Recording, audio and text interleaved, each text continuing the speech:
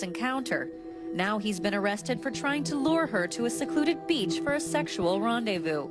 Police say a subsequent search of his home yielded pot brownies, hallucinogenic mushrooms, and other drugs. Such a disturbing story. I'm Rolanda Watts, sitting in for Dr. Drew tonight. And Representative Kyle Tasker is his name. He allegedly sent a 14-year-old girl a friend request after meeting her at a breakfast. And police say that he then sent her some graphic images, even a video depicting oral sex. 14 years old. We're back with Leanne, Annalise, Sarah, Karamo, and Spirit. And this guy has actually rejected resigning. He refuses to resign. He's a representative in New Hampshire.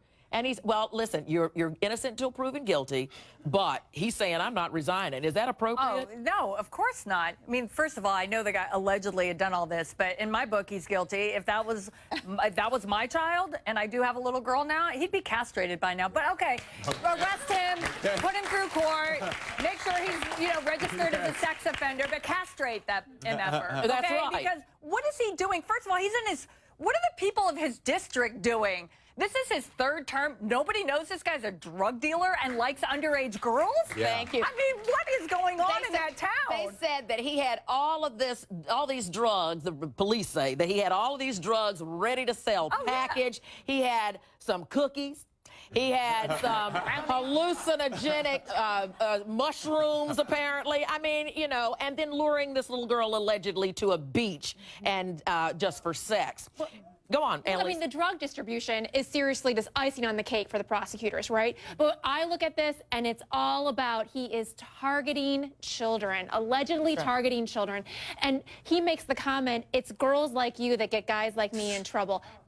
This guy's a jackass, first of all, to say something like that. He's either that or a soothsayer because he predicted his own future right there. And don't tell me that this is the first time it's happened. Thank you. Don't tell me this is the first time it's happened. We don't know that, though. We don't know that. But, okay, Rolanda, a guy like him, this big of a creep, this is not the only girl. I mean, it's not like he's going to start and stop with one isolated incident, well, they don't do that. And if he's a pedophile, they don't stop with one.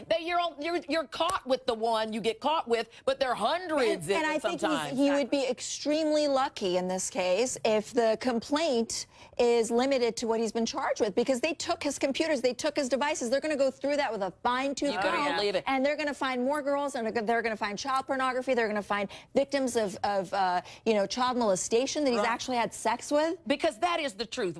It's a pedophile, and then this is reported that it's not just one. Like, they get caught for that one, but there's so many others. To Catch a Predator, right? Yeah. When they're like, and they're in the house and they bring like booze and they've got condoms, and then he sits down and he's like, oh my God, it's the first time I've ever done this. And then they go through and find the rap sheet. The guy's been Spirit, I got to hear from Spirit in Atlanta. Spirit, what do you say about this? Mother of six.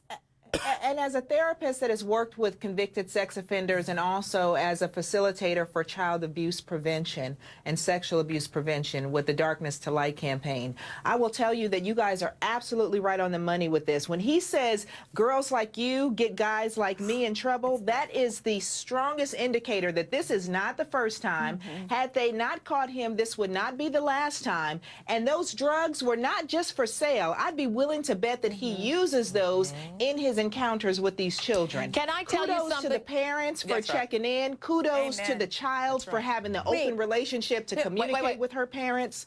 We've got to go, but some people call the mother who found out about this a hero. Some say she's accountable for a lot of this. We're going to talk about that right after this. Wrapping it up right after this.